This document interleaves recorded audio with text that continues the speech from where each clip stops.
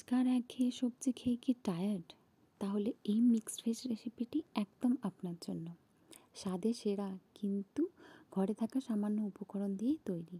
চলুন তাহলে রেসিপিটা শুরু করি। এর মধ্যে বেশ কিছুটা সরষের তেল দিয়ে তার মধ্যে অল্প হলুদ ছিটিয়ে দিলাম, যাতে করে তেল না ছিটকায়। তারপর ছোট ছোট করে কেটে রাখা ফুলকপিগুলো দিয়ে ভালো করে ভেজে তুলে নিয়েছি। এরপর এর মধ্যে ছোট ছোট করে বিনস, গাজর, আলু কেটে রেখেছিলাম, সেটাও দিয়ে ভালো করে ভেজে নিলাম।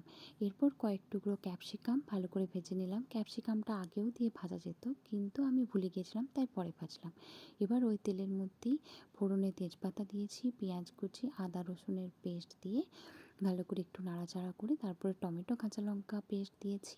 তারপর স্বাদ মতো নুন, হলুদ গুঁড়ো, জিরে গুঁড়ো, স্বাদ মতো চিনি, কাশ্মীরি লঙ্কার গুঁড়ো দিয়ে ভালো করে মশলাটা কষিয়ে নিলাম।